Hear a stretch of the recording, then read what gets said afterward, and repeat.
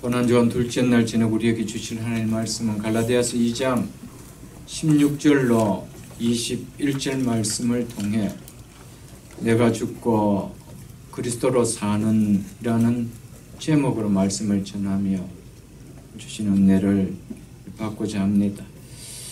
우리는 어제 첫째 날 로마서의 심장부라 할 정도로 복음의 핵심이 담긴 로마서 3장 말씀을 통해 우리가 받은 구원은 우리의 실력도 우리의 노력도 아닌 전적으로 하나님의 은혜로 받은 것임을 우리는 들었습니다.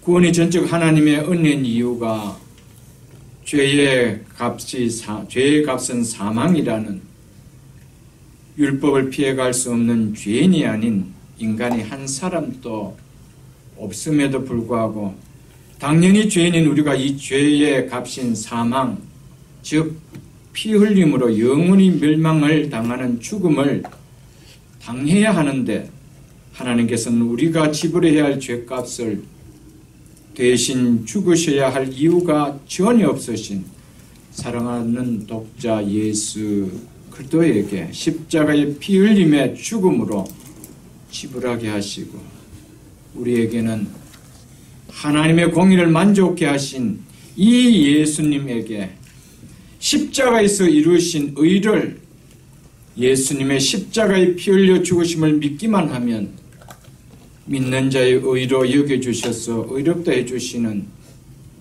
값없이 어떤 죄의 값도 요구함이 없이 의롭다 하심을 얻는 자가 되게 해주셨다는 복음에 대한 말씀을 들었습니다. 오늘은 그 선상에서 연결되어지는 말씀입니다. 오늘 보면 16절은 이렇게 말씀하고 있습니다. 사람이 어렵게 되는 것은 율법의 행위로 말미암이 아니요 오직 예수 그리스도를 믿음으로 말미암은 줄 알므로 우리도 그리스도 예수를 믿나니 이는 우리가 율법의 행위로서가 아니고 그리스도를 믿음으로써 어렵다 함을 얻으려 함이라. 율법의 행위로서는 어렵다 함을 얻을 육체가 없느니라. 사람이 의롭게 되는 것은 율법의 행위로 말미암이 아니요 오직 예수 그리스도를 믿음으로 말미암는다라고 사도 바울은 갈라디아서에서도 한 번 더 언급하고 있습니다. 사람이 의롭게 된다고 할 때 이 의롭게 되는 것의 반대는 정죄함을 받는 것을 이야기합니다. 사람이 정죄함을 받지 않는 것은 율법을 잘 지켜서가 아니라는 겁니다. 우리를 대신 십자가에서 정죄를 당하신 예수 그리스도를 믿음으로 말미암다고 성경은 말씀하고 있음을 우리에게 이야기하고 있지요. 그래서 그리스도를 믿음으로써 어렵다 함을 얻었다라고 사도 바울은 한 번 더 말씀하고 있습니다. 그래서 로마서 8장 1절과 2절에 보면은 이렇게 말씀하고 있습니다. 한번 펴보십시오. 로마서 8장 1절과 2절에 보면은 그러므로 이제 그리스도 예수 안에 있는 자에게는 결코 무엇이 없나니 정죄함이 없나니 왜냐하면은 어렵게 되었기 때문에 누구 안에서? 그리스도 안에서. 그래서 결단코 정죄함이 없다라는 겁니다. 이는 그리스도 예수 안에 있는 생명의 성령의 법이 죄와 사망의 법에서 너를 해방하였습니다. 죄와 사망의 법에서 죄의 삭신 사망이 이 율법에서 우리를 해방시켜 주었기 때문에 예수 그리스도 안에 있는 자에게는 어떤 정죄함도 없다라고 성경은 이야기하고 있습니다. 로마서 8장 33절에서 34절도 동일하게 이야기하고 있습니다. 누가 능히 하나님께서 택하신 자를 고발하리요 의롭다 하시는 이는 하나님이시니 누가 정죄하리요 죽으실 뿐 아니라 다시 살아나신 이는 그도 예수시니 누가 우리를 정죄할 수 있습니까? 우리를 위하여 죽으실 뿐 아니라 다시 우리를 위하여 살아나신 이는 예수 그리스도인데 그분 안에 내가 믿음으로 그분 안에 들어가 있는데 어떻게 정죄할 수 있느냐라고 성경은 이야기하고 있습니다. 예수를 믿으면서도 교회 다니면서도 이런 생각을 하고 있는 사람들이 간혹 있습니다. 설마 예수만 믿는다고 구원을 얻을 수 있느냐? 그래도 좀 착하게 살아야지, 도덕적으로 좀 선하게 살아야 구원함이 있지, 예수만 믿는다고 구원함을 받을 수 있느냐? 이런 생각을 가지고 있는 사람이 혹 있습니다. 여러분, 만일에 예수만 믿는다라고 구원받을 수 있느냐? 그래도 좀 착하게 살아야지, 좀 도덕적으로 선하게 살아야지 라고 한다라면 그것은 복음의 플러스 율법을 더하는 것이기 때문에 절대 구원이 없습니다. 오늘 이 말씀 여러분 잘 들어야 됩니다. 이것을 바울은 다른 복음이라고 갈라디아서에서 이야기하고 있습니다. 1장을 한번 보십시오. 갈라디아서 1장 6절에서 9절 말씀을 한번 보십시오. 갈라디아서 1장 6절에서 9절 제가 읽어드리겠습니다. 그리스도의 은혜로 너희를 부르신 이를 이같이 속히 떠나 무슨 복음을 따르는 것을? 다른 복음이 있다라고 분명히 이야기하고 있습니다. 다른 복음을 따르는 것을 내가 이상히 여기노라. 바울은 이상하게 여긴대요. 다른 복음은 있대요, 없대요? 없나니 다만 어떤 사람이 너희를 교란하여 그리스도의 복음을 변하게 하려 함이라. 그러나 우리나 혹은 하늘로부터 온 천사라도 우리가 너에게 전한 복음 외에, 이 복음이 뭡니까? 예수 그리스도를 믿음으로 구원을 받는 이 복음을 말하지요. 이 복음 외에 다른 복음을 전하면, 여기서 다른 복음은 갈라디아 교회의 교인들이 예수만 믿으면 되나? 그래도 우리가 과거에 지켰던 율법을 행해야지, 할례를 받아야지, 플러스 알파를 했다는 겁니다. 그걸 가르쳐서 다른 복음이라고 이야기합니다. 우리가 너에게 전한 예수 그리스도를 믿음으로 구원을 얻는 이 복음 외에 다른 복음을 전하면 무엇을 받을지어다? 저주를 받을지어다. 우리가 전에 말하였거니와 내가 지금 다시 말하노니 만일 누구든지 너희가 받은 것 외에 다른 복음을 전하면 저주를 받을지어다. 바울은 예수 그리스도를 믿어 구원을 얻는, 이 믿음으로 구원 얻는 이 복음 외에 무엇도 더 플러스하면은 이것은 저주받아야 마땅한 다른 복음이라고 이야기를 하고 있습니다. 여러분, 예수 믿는 거 외에 또 내가 조금 더 선하게 살고 착하게 살고 뭔가 좀 보람있게 살아야 구원을 받지 않겠느냐라고 생각하고 예수를 믿는다면 그건 율법입니다. 그렇다면 우리가 그럼 착하게 안 살도 됩니까? 이 이야기하고는 다릅니다. 우리는 도덕적으로 선하게 살아야 됩니다. 예수 믿는 사람 당연히 선하게 살아야 됩니다. 왜냐하면 우리는 어렵다함을 받은 자이기 때문에 그 어렵다함을 받은 은혜에 합당한 삶을 사는 것이 당연하기 때문에 우리는 그렇게 살아야 됩니다. 그러나 우리가 구원을 받았는 은혜 때문에 이렇게 살아야 되는 것이 당연하기 때문에 살아야 되는가 하고, 그렇게 삶으로 말미암아 구원이 확실해진다라고 보장을 갖는 그런 신앙이라면은 이것은 율법이라는 것이죠.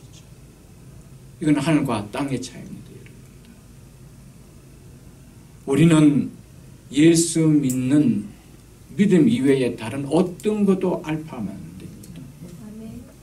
그 값없이 주신 은혜 때문에, 어렵게 주신 그 은혜 때문에 하나님 앞에 내가 이제 그 은혜를 받은 자이니까 어렵게 살아야 되는 것이 너무나 당연하다고 느껴져서 사는 삶일 뿐입니다, 여러분. 구원은 내가 어떻게 생각한다고 해서, 어떻게 느껴진다고 해서, 그렇게 믿고 행한다고 해서 구원이 얻어지는 거 아닙니다. 그것을 가르쳐서 그 다음 10절에 보면은 내가 누구를 기쁘게 하라 그랬어요? 사람을 기쁘게 하라. 내가 사람을 기쁘게 하면 그리스도의 종이 아니라 그랬습니다. 그것은 훨씬 더 사람을 만족시켜 줄 수 있는, 훨씬 더 설득력을 줄 수 있는 합리적인 말이 됩니다. 당연히 좀 착하게 살아야 되죠. 그렇게 한다면 나는 그리스도의 종이 아니라 그랬습니다. 바울은 그만큼 확실하게 이야기했습니다. 여러분, 구원의 주체는 전적인 하나님입니다. 네. 그러므로 하나님이 어떻게 말씀했느냐, 이것을 믿는 것이 구원입니다. 네. 거기에 우리 어떤 생각도 플러스 알파 하면 안 됩니다. 여러분. 이것을 오늘 본문 16절에서 확고하게 한 번 더 컨펌해 주고 있는 내용입니다. 예수 그리스도를 믿는 믿음 이외에 우리를 어렵게 해주는 어떤 것도 없다라고 성경은 이야기해 주고 있다라는 것이죠, 여러분들. 17절을 보십시오. 만일 우리가 그리스도 안에서 의롭게 되려 하다가, 즉 의롭게 되려고 추구하다가 죄인으로 드러나면 그리스도께서 우리로 하여금 죄를 짓게 하는 자냐? 결코 그럴 수 없느니라 라고 말하고 있습니다.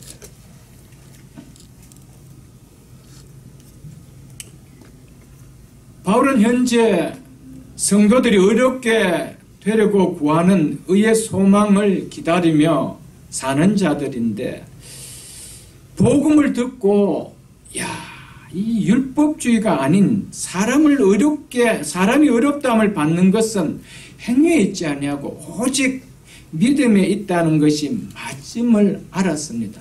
그렇지, 당연하지, 이것이 맞는 복음이다 라고 믿음을 가졌습니다.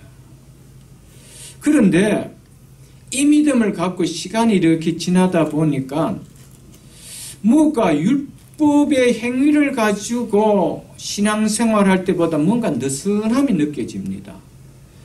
그때는 뭔가 이렇게 열심히 지키려고 애쓰고 힘썼는데, 이제는 예수만 믿으면 구원함을 받는다라고 하니까 그 다음에 뭔가 이렇게 느슨해지는 이 신앙의 모습을 과거 율법을 행할 때와는 다름을 느껴집니다. 그래서 그렇게 하다가 우리가 죄를 짓게 되는 것 같이 보여지면은 그리스도께서 죄를 짓게 하느냐, 우리에게 죄를 짓게 만드느냐, 이렇게 지금 이야기하고 있습니다. 신앙생활 좀 느슨해져서 옛날하고 비교해보면 꼭 죄를 짓는 것 같이 느껴지는 신앙인데, 그렇다라면은 그리스도께서 우리를 죄를 짓게 만든 거냐, 이거 이야기하는 겁니다. 그렇대요, 그렇지 않대요, 그렇지 않다라는 겁니다. 결코 그렇지 않다라는 겁니다. 사랑하는 성도 여러분, 우리가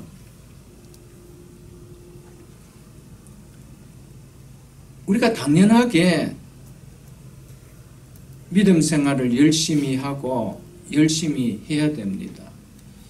내가 믿음 생활이 조금 느슨해졌다라고 해서 이거 하나님 앞에 죄 짓는 거 아니냐, 우리는 늘 죄에 속박되어 살게 된다라면 이거는 믿음으로서 구원받은 자의 삶이 될 수가 없다라는 것이죠. 그 율법이죠. 뭔가 조금 내가 지키지 못하면 늘 불안해하는 거. 거기 무슨 기쁨이 있고 무엇이 있습니까?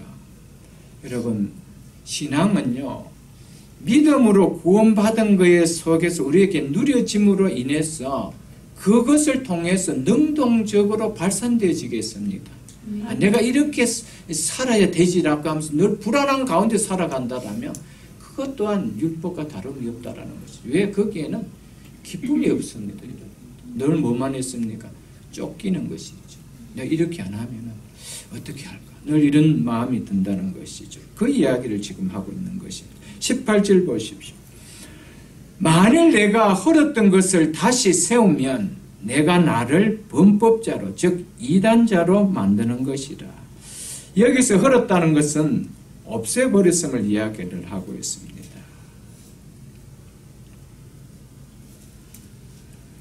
바울이 지금 율법의 요구를 헐었다라고 말하는 것은 하나님의 자녀가 되는 것이 율법을 지키는 행위가 아니라 예수 그리스도를 믿는 믿음으로 하나님의 자녀가 되었다라는 것을 가르치는 것이죠. 그것을 헐었던 것을 내가 다시 플러스 우리가 알파 해야 되지라고 내가 가르친다라면 내가 나를 뭐로 만든다는 겁니까? 이단자로 만든다는 거예요. 여러분, 예수를 믿어도요, 플러스 뭘 알파를 시키면 절대 안 된다. 여러분. 우리의 신앙은 예수 믿는 것 때문에 기쁨으로 섬김이 되어야 됩니다. 섬김을 통해서 내가 뭔가를 나만이 알고 있는 뭔가를 하나 애드하기 위한 거라면은 그것은 아니라는 것이죠. 우리의 신앙의 모든 섬김은 값없이 받은 은혜 때문에 나오는 능동적인 삶이 되어야 됩니다.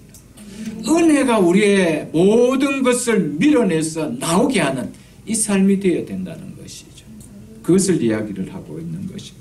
19절 보십시오. 내가 율법으로 말미암아 율법에 대하여 죽었나니, 즉 율법에 관한 한 나는 율법으로 말미암아 죽은 사람이라고 바울은 이야기를 합니다. 왜냐하면 이는 하나님에 대하여 살려 하기 때문이라고 말씀하고 있습니다. 율법에 대하여 죽었다. 이 이야기는 율법의 영향력으로부터 내가 벗어났다. 지금 그것을 이야기하고 있는 말입니다.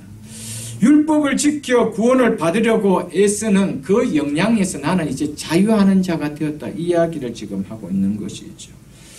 그래서 율법으로 벗어나 나는 살았다라는 이 역설적인 표현을 하는 것이 내가 율법으로 말미암아 율법에 대하여 죽었다라고 이야기합니다. 이제 율법과 나와는 관계가 없는 자가 되었다라는 것이죠. 바울은 과거에 율법에 생명을 걸었던 자였습니다. 조금이라도 율법에 흠이 없게 살려고 발버둥 쳤던 자였습니다. 율법은 바울에게 있어서 그의 인생에 전부라 해도 과언이 아닐 정도로 율법을 사랑하고 율법에 올린 데 있었던 자였습니다. 율법은 그의 인생의 전부요, 그에게 소망이었습니다. 그런 바울이 나는 율법에 대하여 이제 죽었다라고 이야기하고 있습니다. 무슨 이야기입니까? 율법은 더 이상 나에게 의미가 없다라는 겁니다. 왜 바울이 이렇게 변하는 자가 되었습니까? 이는 하나님에 대하여 살려 함이라. 하나님을 향하여 살기 위해 와야 하기 때문에 그렇다라고 이야기하고 있습니다. 하나님의 은혜를, 하나님의 마음을, 하나님의 뜻을 헤아리는 삶을 살기 위함이라는 것이죠. 전에는 율법은 하나님을 위하는 것이 아니었습니다. 자기를 위하는 것이었습니다. 이렇게 해야 내가 평안함이 일어난다는 것이죠. 이렇게 해야 하나님이 기뻐하지 않을까? 왜 하나님 기뻐해? 내가 기뻐하는 거예요. 모든 포커스는 나에게 있었습니다. 그래서 율법에 매여 살았던 것이죠. 이제는 누구의? 하나님에 대하여 하나님이 기뻐하는 삶을 살겠다는 거예요. 하나님의 마음에 맞는 삶을 살겠다는, 하나님 뜻에 합한 삶을 살겠다는 것입니다. 그것을 지금 이야기하고 있죠. 내 인생의 목적과 내 인생의 내 삶의 이유가 이 하나님의 향하는 향함이기 때문에 내가 율법에 대하여 죽은 자라고 이야기하고 있습니다. 사랑하는 성도 여러분, 우리는 율법을 지키고 구원을 받으려고 해서는 그런 율법주의자들이 아닙니다. 우리는 다 예수 그리스도를 믿음으로 구원을 받은 하나님의 자녀들입니다. 그렇다면 우리에게 있어서 바울과 같이 죽어야 될 것이 있고 살아야 될 것이 무엇인지 우리는 돌아봐야 됩니다. 바울에게 있어서는 율법이 그에게 소망이고 그에게 있어서 삶의 전부였습니다. 삶의 의미였습니다. 우리에게 있어서 소망이요 삶의 전부라고 할 수 있는 그것이 뭐냐는 것이죠. 바울은 그것에 대해서 나는 죽은 자라고 이야기하고 있습니다. 별로 의미를 두고 있지 않다라고 이야기를 하고 있다라는 것이죠, 여러분들. 사랑하는 성도 여러분, 여러분과 저에게 죽어야 될 것이 뭘고 살아야 될 것이 뭔가 한번 돌아보십시오. 바울은 하나님에 대하여 살고 싶다라고 이야기하고 있습니다. 그의 나라와 그의 의를 위해서 살고 싶다라고 이야기하고 있습니다. 여러분, 우리에게 뭔가 바뀜이 있어야 되지 않겠어요? 무엇이 죽어야 되겠습니까? 나에게 가장 지금까지 이거 없으면 내 인생에 의미가 없고 즐거움도 없고 기쁨도 없고 살 소망도 없는 그것이 뭐였습니까? 그거에 대해서 우리가 죽어지는 의미 부여가 이제는 한없이 낮춰지지 않으면 우리는 정말 하나님을 위해서 살 수 없습니다. 바울은 이것이 바뀌었습니다. 여러분들.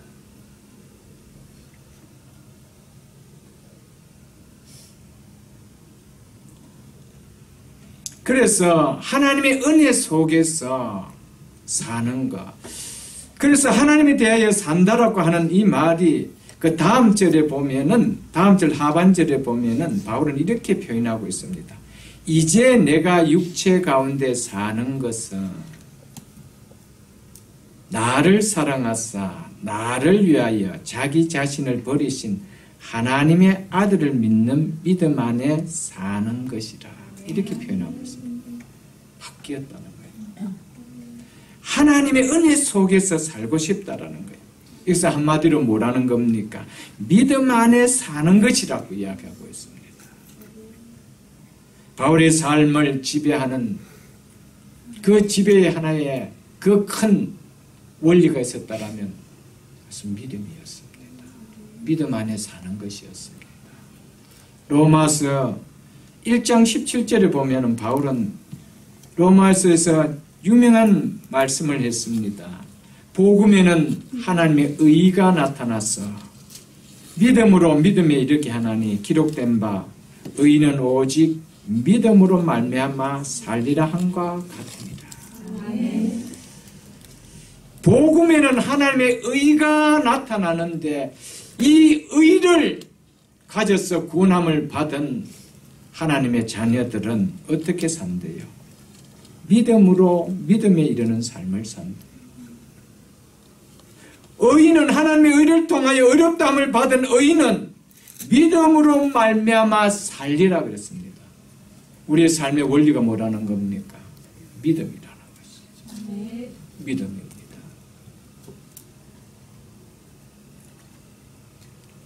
내가 기뻐하는 것, 내가 소망 두는 것, 내 인생의 전부처럼 느껴지는 것, 그 삶에 내가 마음 두는 것이 하나님이 기뻐하는 것이 아니라면 좀 내려놓아야 된다는 것이죠. 거기에 내가 마음을 두는 것이 하나님을 기쁘게 하는 거라면 마음 두셔도 괜찮죠. 그러나 그것 때문에 하나님과 마음둠이 멀어진다라면, 불편해진다라면 그것을 내려놓아야 된다는 겁니다. 바울은 나는 내가 소망 두었던 그 율법에 대해서 나는 죽었다라고 이야기하고 있습니다. 여러분, 우리가 죽어야 될 것이 정말 있어야 된다는 것이죠. 십자가의 은혜로 말미암아 우리가 정말 예수를 믿고 있다면 죽는 것과 사는 것에 변화가 반드시 일어나야 합니다. 이 달라짐의 변화가 없다라면 어떻게 예수 믿지 않을 때와 믿은 후가 여러분 뭐가 다를 바가 있나요? 여전히 예수 믿기 전에 사랑하던 거 그대로 사랑하고 내 인생의 전부같이 여기며 올인하던 거 그대로 올인하고 내가 관심 두던 거 그대로 관심 두고 그거 없으면 인생에 재미없이 느껴질 거 그대로 내가 누리고 즐기고 있다라면 무엇이 예수 믿기 전과 예수 믿은 후가 달라진 것이나요? 십자가의 은혜를 통하여 값없이 의롭다함을 받은 자의 특징은 내가 사랑하던 거, 예수 믿기 전에 사랑하던 것에 대한 변화가 일어나야 됩니다.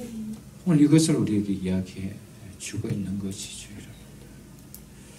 그래서 로마서 6장을 한번 펴보십시오. 로마서 6장.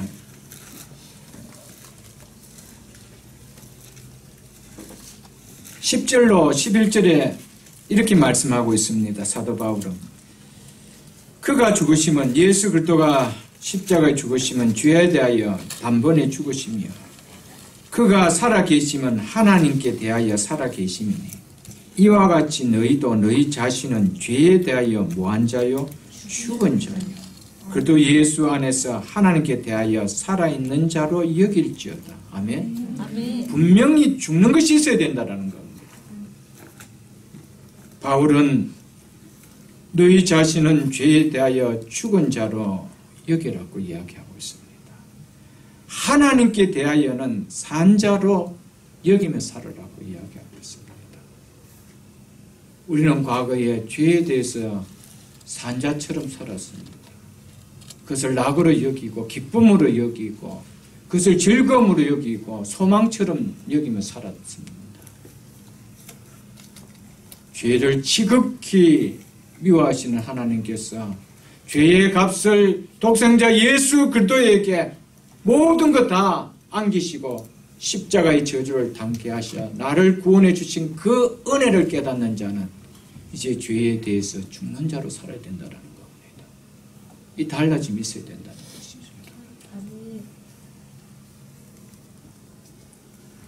오늘 본문 말씀의 핵심이라고 할 수 있는 20절을 보겠습니다.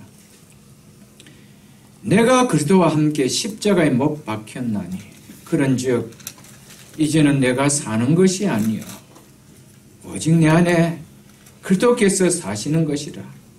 이제 내가 육체 가운데 사는 것은 나를 사랑하사 나를 위하여 자기 자신을 버리신 하나님의 아들을 믿는 믿음 안에서 사는 것이라.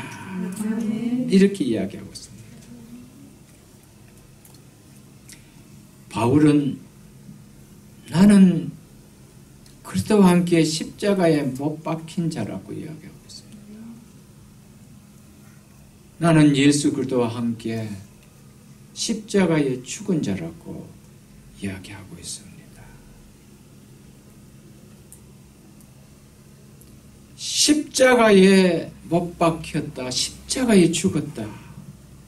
이것은요, 예수 믿는 자가 누군지를 말해주는 말입니다. 예수 믿는 성도의 정체성을 이야기해주는 말입니다. 예수를 믿는 성도의 정체성은 나는 예수 그리스도와 함께 십자가에 못 박혀 죽은 자라는 이것을 분명하게 깨닫는 자라는 것이죠. 이거 깨달음 없으면요, 죄에 대해서 못 죽습니다. 내가 죄악 때문에, 내 죄 때문에 예수님이 죽으실 때 내 죄를 함께 십자가에 못 박은 이 사실을 예수 믿는 믿음 안에서 발견되어진다라면 우리는 이젠 죄에 대해서 죽은 자로 살 것입니다. 예수 그리스도를 믿는 성도의 정체성은 나는 예수 그리스도와 함께 십자가에 못 박혀 죽은 자라. 이거에 대한 분명한 확신이 있어야 됩니다. 죽는 척 했고 기절했다 깨어난 자가 아닙니다. 그러니까 자꾸 죄송한 경상나 발발거리며 세상 따라 살려고 하죠. 여러분. 기절하면 깨어나거든요. 죽어버려요. 옛사람은 죽고 예수 그리스도께서 주시는 부활의 생명이 들어오는 것, 그 생명은 의롭게 살고 싶어하는 생명입니다. 아멘. 이게 십자가가 선포하는 놀라운 진리입니다, 여러분. 그래서 바울은 시작이 뭡니까? 내가 그리스도와 함께 십자가에 못 박혔다.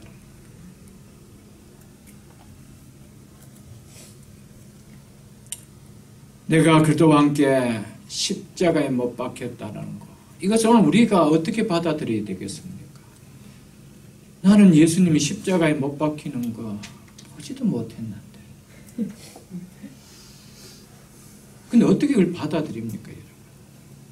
근데 2000년이라는 어마어마한 시간의 갭이 있는데 어떻게 예수님이 십자가에 못 박히실 때 내가 그 상황 속에 함께 못 박힐 수가 있었느냐? 이걸 어떻게 여러분들 받아들일 수가 있습니까, 여러분들? 내가 그리스도와 함께 십자가에 못 박혔다는 것은 예수 그리스도의 십자가에 못 박히심이 나와 절대로 무관한 사건이 아니라는 걸 이야기합니다.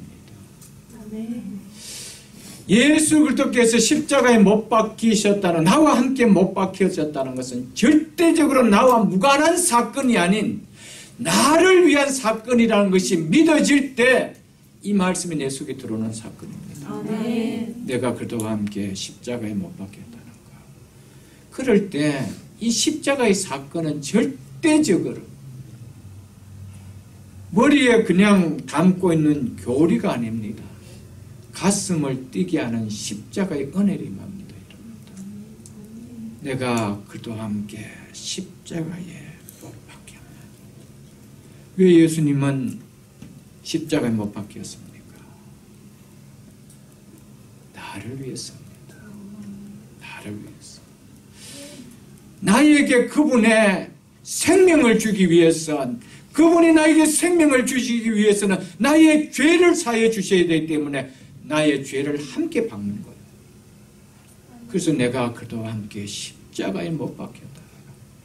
여러분, 이 나의 죄가 십자가에 못 박히는 이 사건, 더 이상 죄의 값을 당할 수 없도록 하나님께서 처리해 주신 이 사건, 이것이 우리 속에 느려질 때 정말 의가 무엇인지를 느끼게 됩니다. 그래서 예수 믿는 것은 의롭게 살아야 되구나라는 것이 느껴집니다. 의롭게 살아서 내가 구원을 받아야 되지가 아니고 자동적으로 내가 의롭게 살아야 되자는 이 마음이 그냥 일어난다는 것이죠. 이것이 달라지는 것이죠.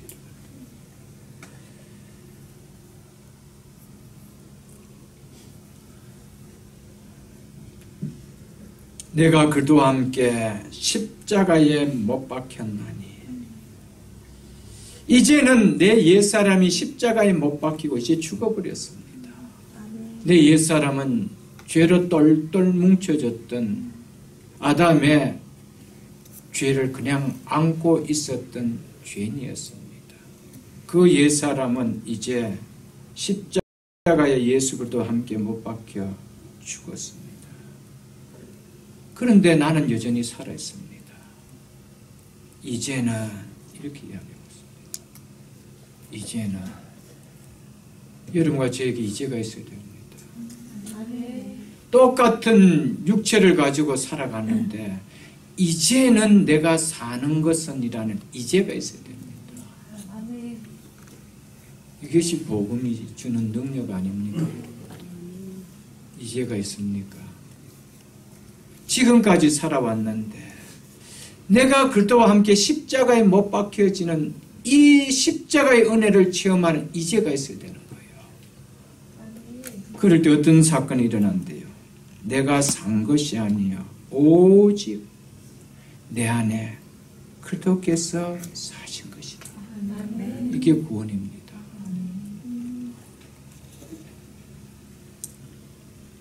마태복음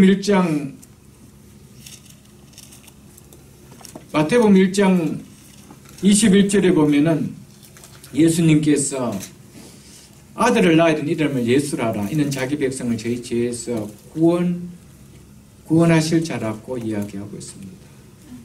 예수님은 우리를 죄에서 구원하시기 위하여 오셨다라고 이야기하고 있습니다. 그러시면서 이 구원이 어떻게 죄악 속에 있었던 이 인생들이, 죄인들이 어떻게 죄에서 건짐을 받는 영원한 생명을 얻는 구원을 얻을 수 있느냐, 이것을 그 다음 절에서 이야기해 주고 있습니다. 그것이 뭡니까? 이름을 임마누엘이라 하라. 이를 번역한 즉 하나님이 우리와 함께 계심이라, 이렇게 말씀하고 있습니다. 아들을 낳는데 이름을 하나가 아닌 두 가지를 짓게 합니다. 예수여 임마누엘. 임마누엘은 죄인이 어떻게 구원함을 받는지를 설명해 주는 말입니다. 죄인이 어떻게 구원을 받는다는 겁니까? 구원이 어떻게 죄인 속에 일어난다는 겁니까? 죄인 속에 하나님이 함께 하심으로 말미암아 구원이 일어난다. 하나님이 함께 하시려면 어떻게 해야 됩니까? 죄가 소멸되어야 된다는 거예요. 더 이상 하나님의 눈에 죄가 보이지 않아야 거룩한 하나님이 임할 수가 있다는 거예요. 그래야 구원이 일어난다는 겁니다. 그러기 위해서는 우리의 죄를 사하기 위해서 예수님은 반드시 무엇을 하십니까? 십자가에 죽으셔야 된다는 것이죠. 내가 그리스도와 함께 십자가에 못 박게 한다니. 이제는 못 박히고 나니까 우리의 죄가 다 소멸되니까 그 소멸을 통해서 예수 그리스도의 의를 통해서 우리의 죄를 다 커버해 주시고 없는 것 같이 해주시고 예수 그리스도의 의를 보시고 우리를 의롭다 해주시면서 이제는 너가 의인이다, 의롭다, 이렇게 칭해 주셨습니다. 그러니까 우리 속에 누가 임할 수가 있습니까? 그리스도가 임할 수가 있는 거예요. 하나님이 임할 수가 있는 거예요. 그래서 바울이 하는 이야기가 이제는 내가 사는 것이 아니라 내 안에 그리스도께서 사신 것이라. 전에는 율법을 지키면서 구원을 받을 거라고 생각했을 때는 내 안에 그런 생명이 없었다는 것이죠. 바울은 이것을 깨달았습니다. 여러분. 사랑하는 성도 여러분, 십자가의 사건은 나에게 구원을 베푸시기 위한, 예수 그리스도께서 나와 함께 사시기 위한 사건입니다. 예수 그리스도를 믿으면서도 예수 그리스도의 십자가의 은혜를 믿는다라고 하면서도 내 속에 그리스도가 사는지 안 사는지조차도 그것을 의심하고 있다라면 어찌 여러분들 영생이 임했다라고 이야기할 수 있나요? 영생은 예수 그리스도와 나와 함께하는 사건인데, 구원은 예수 그리스도와 연합 사건입니다. 연합되는 사건입니다. 예수 그리스도와 연합하기 위하여 세례를 받은 너희는 이렇게 이야기하고 있습니다. 예수 그리스도와 연합되어진 이 사건을 가리켜서 세례받는 사건이다. 이를 누가 하시기 때문에? 성령이 하시기 때문에. 이것을 성령 세례라고 하지 않습니까, 여러분들? 여러분, 우리가 예수님이 나를 위하여 십자가에 달려 죽으셨다는 것을 우리가 믿지 않습니까? 그렇다면 각자가 질문해 보십시오. 내 안에 예수 그리스도가 사는가? 믿음으로만 고백할 수 있는 거예요. 그래서 믿음은 바라는 것들이 실상이요 보지 못하는 것들이 증거입니다. 내 안에 예수 그리스도가 보입니까? 여러분, 이 확신이 없기 때문에 예수 그리스도 나를 사랑하사 나를 위하여 자기 자신의 몸을 내어주신 그분을 위하여 사는 삶이 없지요. 나를 보니까 나만 보이는 거예요. 죄를 미워하고 죄를 싫어하고 그 죄를 못 박았던 예수 그리스도가 안 보이는 거예요. 그러니까 성령을 따라 살지 못하고 육신을 따라 여전히 살아가는 것이죠. 믿음의 눈으로 내 속에 그리스도가 나와 함께 산다라는 이 믿음을 가지면 그렇게 살 수 없다라는 거예요. 믿습니까? 우리 모두는 예수님이 나를 위하여 십자가에 죽으시심을 믿지 않습니까? 그렇다면 이제는 내가 과거와 같이 동일하게 살고 있지만 이제는 내가 사는 것은 내가 아니요 내 안에 그리스도께서 사시는 것이다. 내 속에 영생이 일어남을 확실하게 믿는다는 것이죠.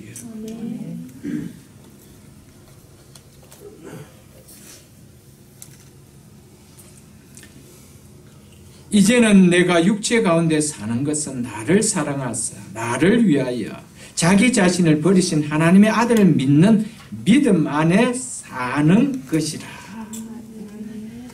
이 말씀은요,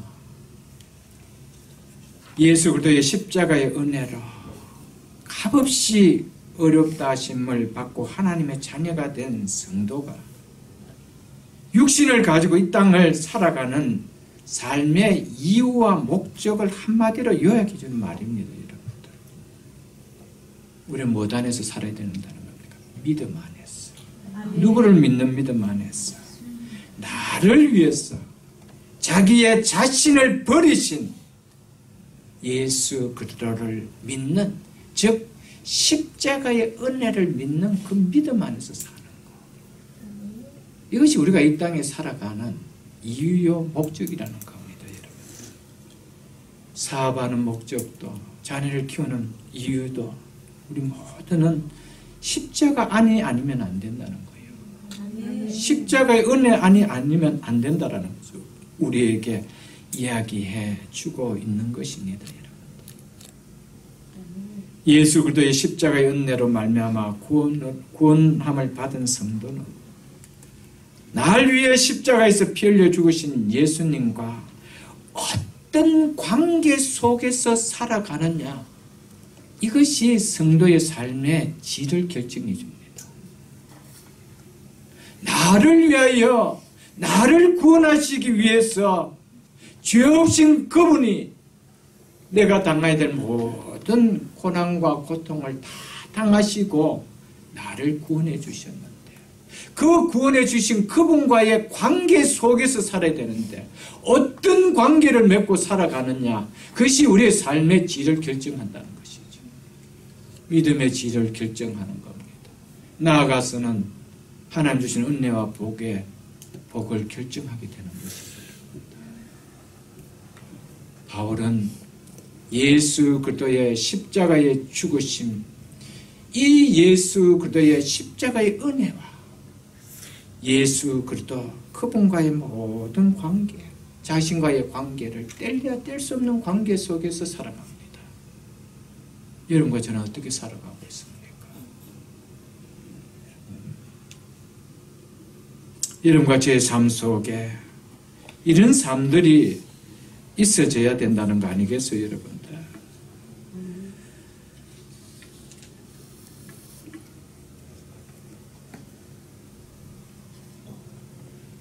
사도 바울은 십자가의 은혜가 너무 크게 느껴졌습니다. 구원받는다는 것이 율법에 비춰봤을 때 머리부터 발끝까지 성한 곳이 하나가 없는 죄악투성인 자기 자신을 보면서 의롭다고 해주신 그 십자가의 은혜가 너무 컸던 것입니다. 그래서 바울은 고린도후서 5장 14절에서 그리스도의 사랑이 나를 강권했다고 표현했습니다. 그리스도의 십자가의 그 사랑이 내 인생을 휘어잡으며 나아갔다라고 이야기하고 있습니다. 동일한 십자가의 은혜로 어렵다함을 받고 구원받은 여러분과 저는 십자가의 은혜가 우리의 삶을 얼마나 강권해가고 있습니까? 얼마나 우리의 삶을 붙들고 가고 있습니까? 여러분? 그 십자가의 사랑 속에 내가 얼마나 함몰되어 살아가고 있습니까? 그래서 고린도전서 2장 2절에서 사도 바울은 또 한 번 이야기합니다. 예수 그리스도와 그의 십자가에 못 박힌 것 외에는 아무것도 알지 아니하기로 작정하였습니다. 얼마나 바울은 자기 인생 속에서 예수 그리스도의 십자가의 은혜가 크게 그 인생을 강타했으며 예수 그리스도와 그의 십자가에 못 박힌 것 외에는 아무것도 알지 않기로 작정했다. 예수님께서 이 땅에서 치유하신 그 행적들이 얼마나 크고 놀랍습니까? 보리떡 5개와 물고기 2마리로 5,000명을 먹이신, 물리로 걸어가시고 죽은 자를 살리신 그 놀라운 역사하심 얼마나 크고 놀랍습니까? 그런데 바울은 예수 그리스도의 십자가에 못 박힌 외행을 나는 아무것도 알지 않기로 작정했더라고요. 여러분, 똑같은 십자가의 은혜로 어렵다함을 받았습니다. 여러분과 저에게는 십자가의 은혜가 어느 정도로 와닿습니까, 여러분? 갈라디아서 우리가 펴고 있으니까 6장을 한번 펴보십시오. 14절에 이렇게 이야기하고 있습니다. 그러나 내게는 우리 주 예수 그리스도의 십자가 외에 결코 자랑할 것이 없으니. 여러분, 우리 주 예수 그리스도의 십자가 외에는 결코 자랑할 것이 없대요. 자기의 가마리엘 문화생으로 가졌던 그 졸업장도 나를 어렵다고 해주시기 위하여 그 행하신 예수 그리스도의 십자가 앞에는 그 졸업장 아무 의미가 없다. 내가 그렇게 내세웠던 그런 로마의 시민권도 나를 어렵다 해주신 십자가 은혜 앞에는 아무것도 아니라는 거예요. 그런 자랑할 쨘도 안 된다는 거예요.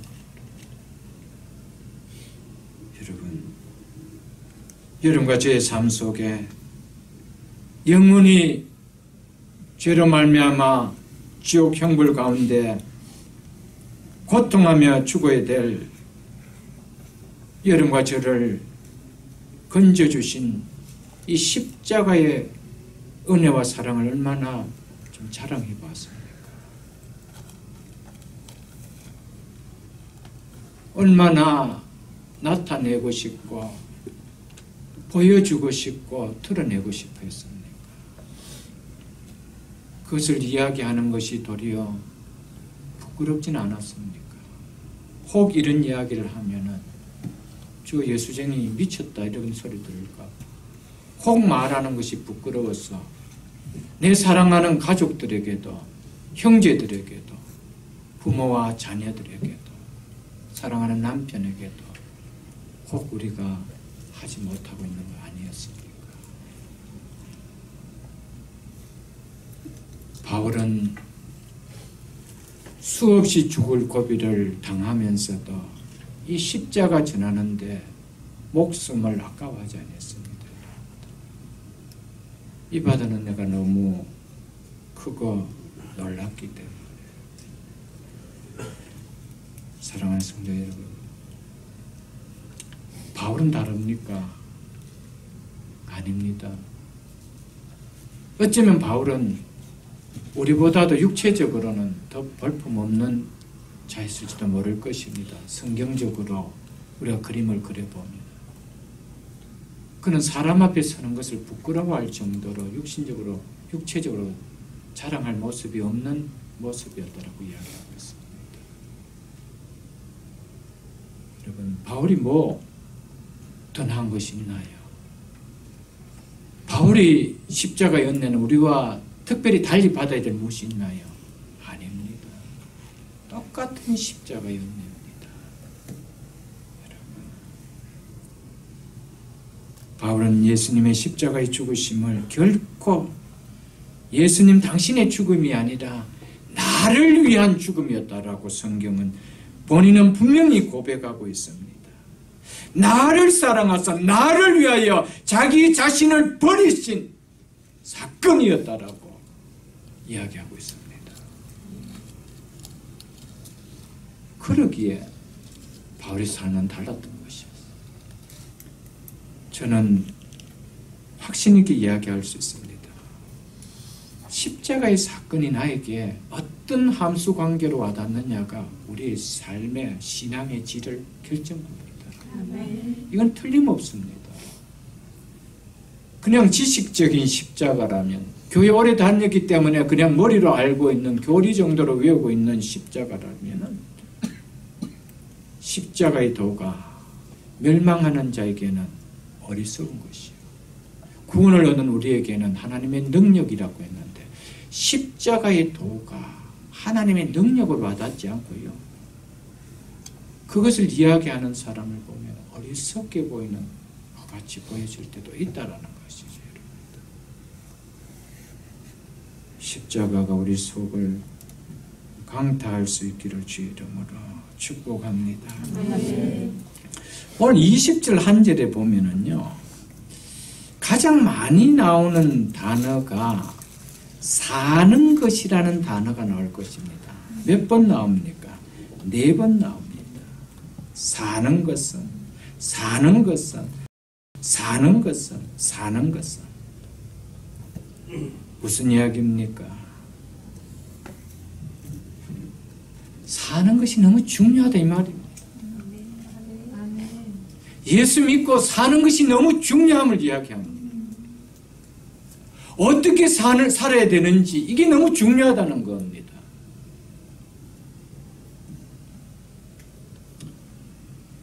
예수 믿는다는 것은요, 사는 것의 문제라는 겁니다. 사는 것의 문제가 달라짐이 없다라면 십자가의 은혜는 나에게 별 감동으로 온 거 아닙니다, 여러분. 분명하게 십자가의 은혜가 내 속에 누림이 달라진다라면 삶의 변화가 있다는 겁니다. 이 사는 것의 문제를 달리한다는 것이죠. 바울은 이것을 우리에게 이야기해 주고 있습니다. 십자가의 은혜는 결코 우리를 예수 믿기 전 죄의 사람으로 살던 옛 사람으로 그냥 두지 않습니다. 결코 가만히 두게 만들어 두지 않는 것이 십자가의 은혜요, 십자가의 능력입니다. 우리에게 믿기 전에 믿은 후에 삶의 이유도 목적도 가치관도 달라짐이 없다면 어쩌면 십자가의 은혜가 누려짐에 너무 희미함이 때문에 아닐까요, 여러분? 십자가의 은혜와 십자가에서 뿜어내는 그 능력은요, 우리를 가만히 두게 만들지 않습니다. 옛사람의 모습 그냥 두게 만들어 놓지 않는 것이 십자가입니다, 여러분.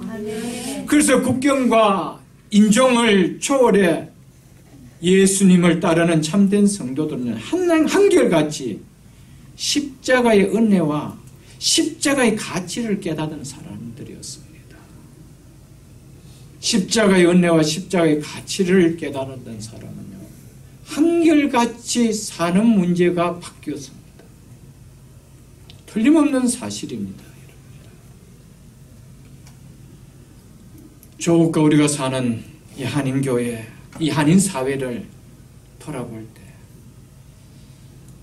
퍼센테이지를 따진다면 조국보다도 이 한인사회가 크리스찬의 수가 더 많을 것입니다. 조국도 결코 믿는다라고 하는 크리스찬의 수가 퍼센테이지가 적지 않는 국가입니다. 전 세계적으로 봤을 때. 여러분, 교회도 많고 믿는다라고 하는 성도들도 많은데 십자가의 은혜를 다 깨닫고 있다라고 하고 있고 알고 있다고 하고 그 은혜 때문에 나도 구원을 받았다라고 이야기를 하고 있는데 왜 변함들은 없나요? 왜 한 사람 한 사람들의 삶에 변화들은 없나요? 저는 진정한 십자가의 은혜를 깨닫는 체험과 십자가에서 뿜어내는 그 십자가의 능력을 체험하지 못했기 때문이라고 확신합니다.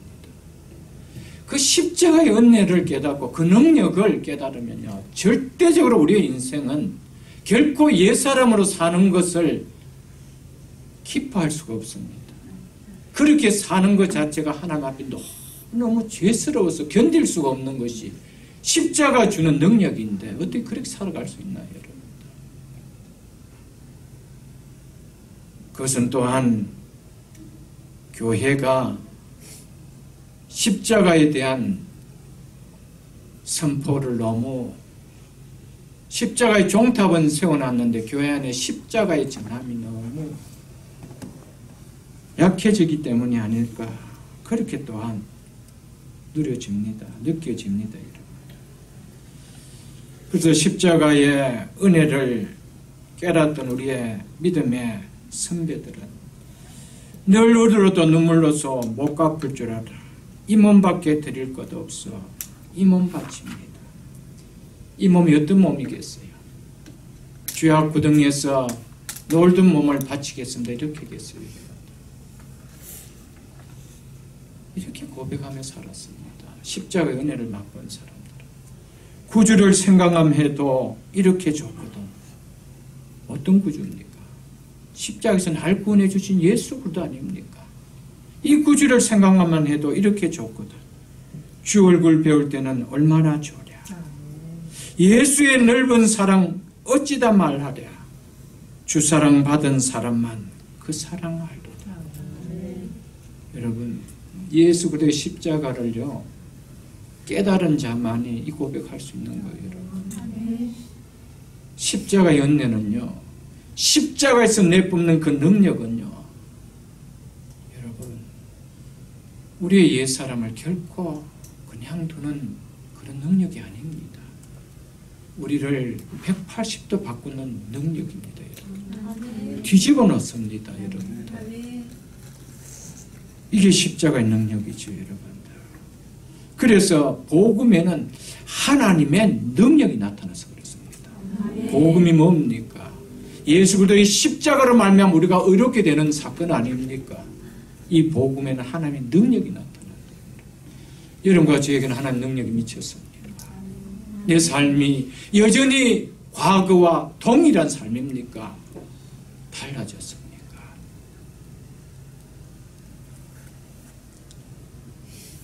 사도 바울은 4번이나 강조하고 있습니다. 이제는 내가 사는 것은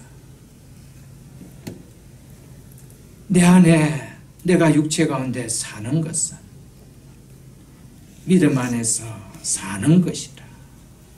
예수께서 내 안에 사신 것이라.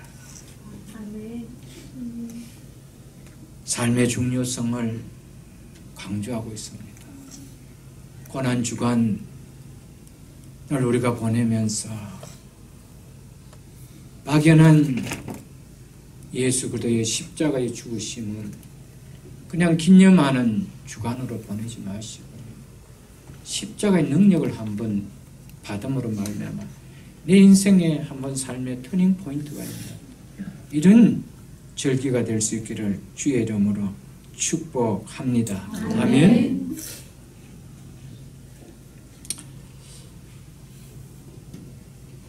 이제는 내 안에 누가 산대요? 이제 내가 육체 가운데 사는 것은 나를 사랑하사 나를 위하여 자기 자신을 버리신 하나님의 아들을 믿는 믿음 안에서 사는 것이라. 또한 그 앞에 뭐라고 이야기합니까? 이제 내가 사는 것은 오직 내 안에 그리스도께서 사신 것이라. 바울은 여기서 우리의 사는 것의 문제가 어떻게 해야 바뀌는지를 얘기해 주고 있습니다. 내가 십자가 안에서 죽지 않으면 결코 내 안에 그리스도가 살 수 없다라는 것을 이야기하고 있습니다. 내가 죽지 않은데 어떻게 그리스도가 내 속에서 살았어? 내 삶에 사는 인생의 문제가 바뀔 수 있느냐? 이걸 이야기해 주고 있습니다. 여러분, 구원은 칭의입니다. 어렵다, 받을 수 없는 우리를 의롭다 해주시는 칭의. 값없이 너를 의롭다 해주는 이 칭의. 이게 구원입니다. 이 구원을 받은 자에게는 반드시 일어나는 결과가 하나 동반됩니다. 그것을 가리켜서 성화라고 이야기합니다. 왜냐하면 의롭다함을 받았기 때문에 이 의롭다함을 해주는 그 성령이 우리 속에 들어왔기 때문에 우리를 그렇게 이끌어 가신다는 겁니다. 이 성화라는 것은요, 한마디로 오늘 본문을 통해서 정의를 내린다라면 내가 죽고 그리스도가 사는 삶이 성화입니다. 내가 살아있는 동안은 절대로 성화가 되지 않습니다. 내 옛사람이 살아서 움직이는데 어떤 삶의 변화가 일어날 수가 있겠어요? 내가 그리스도와 함께 죽어지는 사건이 내 속에서 누려질 때 내 안에서 그리스도가 사는 삶이 사라져서 그래서 성화가 일어나는 것이죠, 여러분.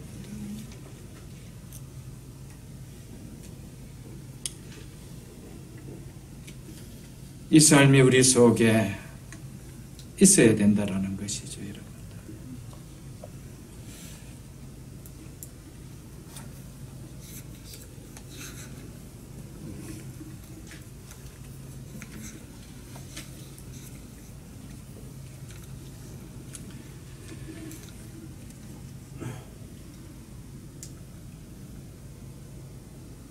성화는 내가 그리스도와 함께 십자가에 못 박혔나니 그런즉 이제 내가 사는 것이 아니요 오직 내 안에 그리스도께서 사신 것이라는 이 고백이 있는 자가, 이 사실을 묵상하며 살아가는 자가 내 안에 사시는 그분이 기뻐하는 삶을 아니 살 수가 없다라는 거예요. 내가 혹 믿음이 약해서 옛 사람의 삶을 살아간다라면 여지없이 하나님 앞에 엎드리는 것이죠. 하나님, 제가 잘못했습니다. 이런 놀라운 구원의 은혜를 받고 어렵담을 받고도 여전히 주님을 또다시 십자가에 못 박는 이런 우를 범하고 있네요. 주님 용서해 주옵소서. 이것이 반드시 일어납니다. 그러나 내가 십자가에 내 죄가 값을 지불하는 이 역사가 일어나는 십자가의 사건이 내 속에 누려지지 않으면 여전히 교리적으로 믿고 있는데 내 속에 십자가의 역사는 일어나지 않습니다. 여전히 누가 주인 되어 삽니까? 내가 주인 되어 삽니다.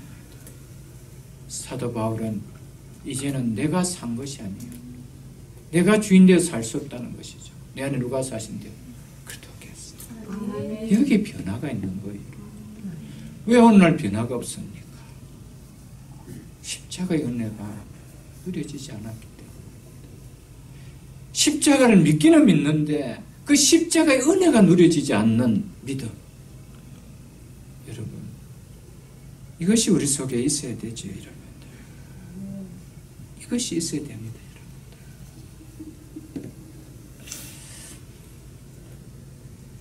갈라디아서 3장 13절을 한번 보십시오.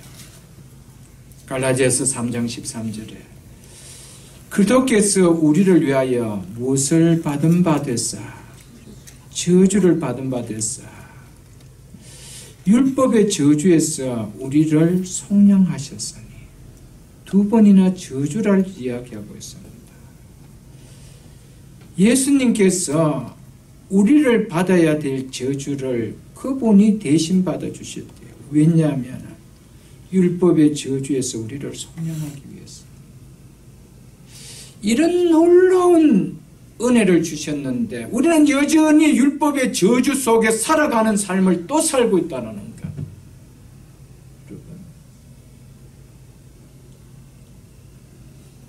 아이가 밖에서 놀고 와서 엄마가 깨끗하게 샤워시켜주고 깨끗하게 옷을 입혀줬는데 또 나가서 금방 또 나가서 흙탕에 가서 뒹굴고 오면은 어때요 여러분?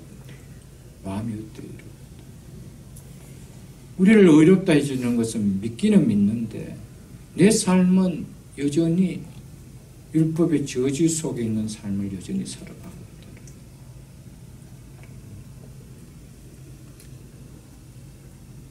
예수 믿는 것은요 그냥 종교 생활이 아닙니다. 우리 속에 분명한 삶에 대한 변화를 가져올 만큼 혁신적인 은혜와 능력이 임하는 겁니다. 예수 믿는 것은. 거기에 예배가 달라지고요. 거기에 우리의 신앙들이 달라지게 되는 것이죠. 여러분들.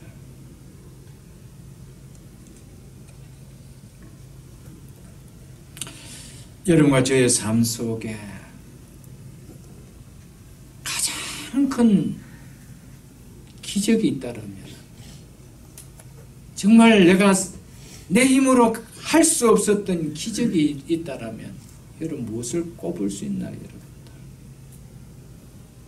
내 속에 그리스도께서 사시는 사건입니다. 아멘. 어떻게 내 속에 하나님이 사세요 여러분들? 이거 기적 아닙니까 여러분들? 그래서 구원은 기적입니다. 아멘. 하나님이 행하시지 않은 교훈은 결코 얻을 수 없습니다. 어떻게 우리 속에 예수 그리스도 하나님이 살 수 있어요 여러분들? 기적이죠. 기적이죠. 이보다 큰 기적이 있나요 여러분들? 여러분 내 안에 영원한 생명을 가지신 그분이 사시기 때문에 내가 영원히 살 수 있는 겁니다. 아멘. 내가 무슨 수로 영원히 살 수 있습니까?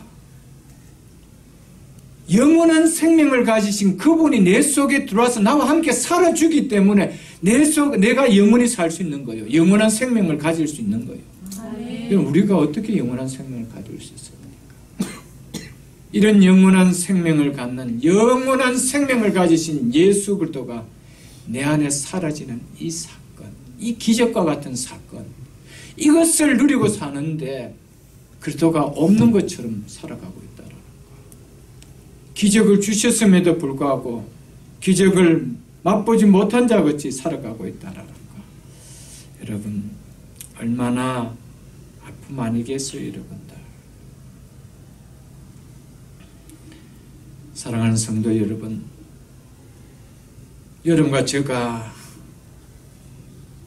살고는요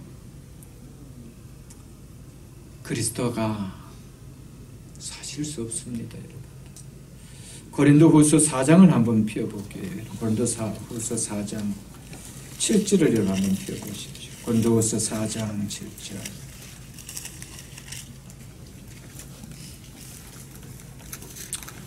우리가 이 보배는 예수 그리스도를 말합니다. 예수 그리스도를 사도 바울은 보배라고 표현했습니다. 우리가 이 보배를 질그릇에 가졌으니 연약하게 짝이 없는 질그릇 같은 우리 안에 가졌다 이 말입니다. 여러분 질그릇이 보배를 담을 수 있나요? 보배를 담으려면요 담는 그릇 자체가 거의 보배 수준 아닙니까? 그런데 질그릇 같은 우리 속에 이 보배를 담아주셔야 돼요. 여러분 그릇이 중요한 것이 아니라 내용이 중요합니다. 우리 자체가 보배입니다. 십자가의 사건은요 우리 속에 보배를 담아주는 사건입니다. 여러분. 그래서 예수 믿고 나면은요 환경이 달라지는 것이 아니라 내가 달라져서 환경이 달라져 보이는 거예요. 예수 믿고 나면 여전히 똑같습니다.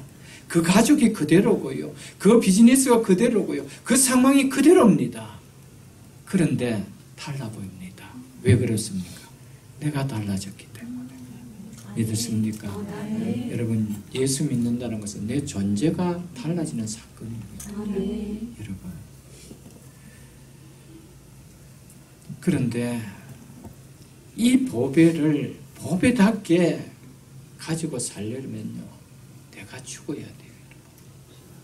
내가 질그릇같이 보잘것없는 인생인 것을 알고 그렇게 살아야 돼요. 그럴 때 우리 속에 보배가 들어오는 거예요. 내가 뭔가 다 된 것 보배같이 살아가는 그런 인생이라면 보배는 들어올 수 없는 거예요. 빌립보서 1장을 한번 펴보십시오. 빌립보서 1장. 갈라디아서, 그 뒤에 에베소서 다음에 빌립보서죠.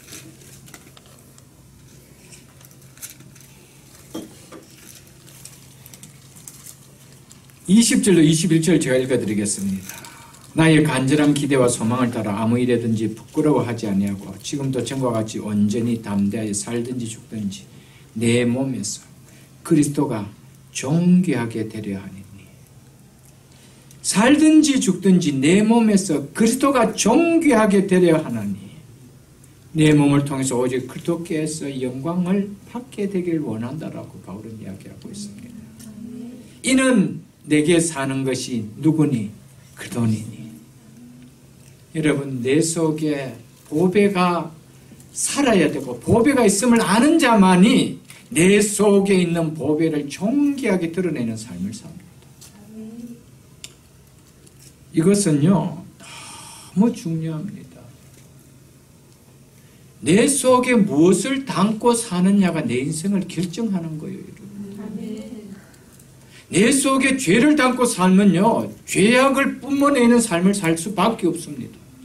내 속에 내가 살면요, 내 인생을 사는 삶밖에 없습니다. 내 인생은 무슨 삶입니까? 마음과 육체가 원하는 대로 살아가는 삶이죠.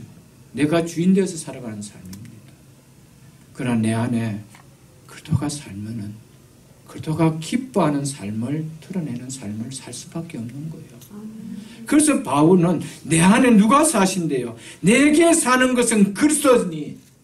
그래서 내 몸에서 그리스도가 존귀하게 되려 하나니. 여러분, 바울은 표현 한마디 한마디가 어떻게 우리의 가슴을 이렇게 치게 만드나요?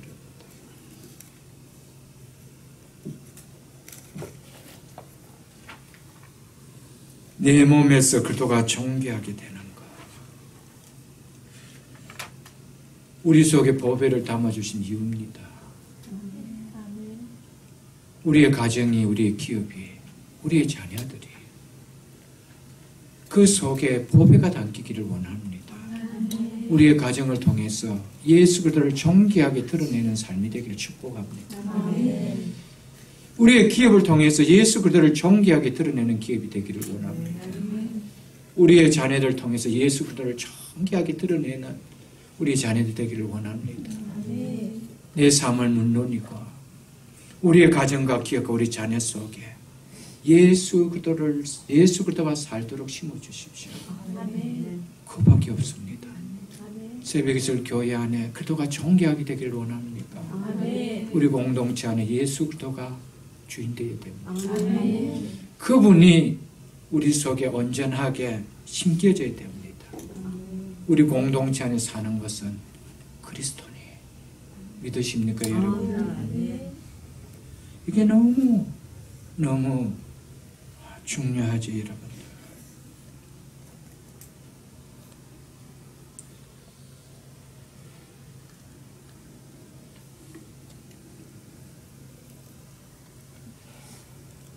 요한일서 3장을 여러분 한번 펴보십시오. 요한일서 3장.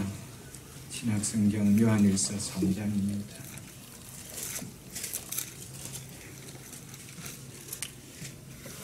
신약성경 390쪽입니다. 390쪽 요한일서 3장 1절에 이렇게 말씀하고 있습니다. 사도 요한은 보라, 아버지께서 어떠한 사랑을 우리에게 베푸사 우리를 하나님의 자녀다 일컬음을 받게 하셨는가.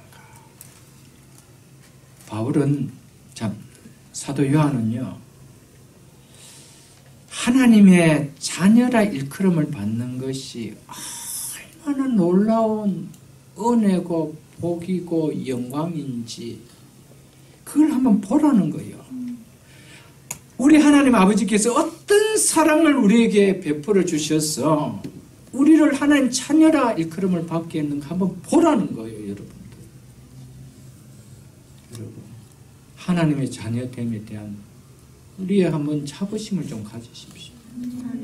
도대체 십자가의 사랑이 무엇이 그에 우리를 하나님의 자녀로 만들어 주셨는지 여러분 이거 한번 보라는 거예요.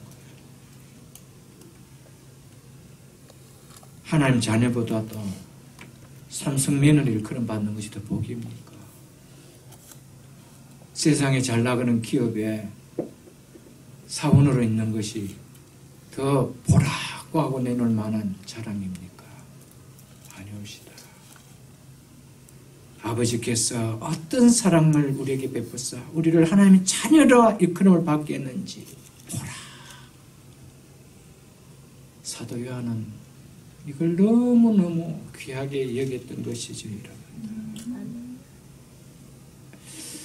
여러분과 제 속에 십자가의 은혜를 통해서 하나님의 자녀된 것이 얼마나 영광스러운 보배로운 인생으로 변화되었는지를 우리가 깨닫는다면 여러분과 저의 삶 속에 이제는 내가 사는 것이 아니요 내 안에 사시는 것은 그리스도라고 자신 있게 이야기하고요. 그 삶을 사는 것이 기쁨으로 사라질 수가 있는 거예요. 여러분. 부디 이런 삶을 살 수 있기를 주의 이름으로 축복합니다. 마지막으로 21절 보고 말씀을 맺겠습니다. 내가 하나님의 은혜를 피하지 아니하노니 만일 어렵게 되는 것이 율법으로 말미암으면 그도께서 헛되이 죽으셨느니라. 바울은 하나님의 은혜가 로마서 3장 24절 우리가 어제 보았던 말씀 아닙니까? 하나님의 은혜로 값없이 어렵다 하심을 얻은 자가 되었느라고 했던 이 하나님의 은혜 예수 그리스도께서 우리를 구원하시기 위하여 값을 주신 속량으로 말미암아 피로 값 주신 그 속량으로 말미암아 우리를 어렵다 해주신 이 하나님의 은혜 이 은혜를 헛되이 하지 않는다고 피하지 않는다는 말은 헛되이 하지 않는다는 말 여러분과 저의 삶 속에 이 은혜를 헛되게 하지 마십시오. 여러분들 헛되게 만드는 신앙생활을 하지 마십시오. 여러분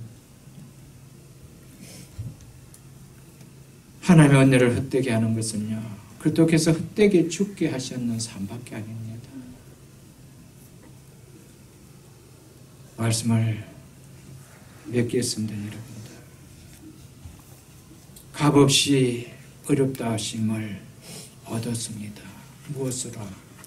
하나님의 은혜로. 하나님의 은혜로. 그래서 바울은 나의 나된 것은 하나님의 은혜라.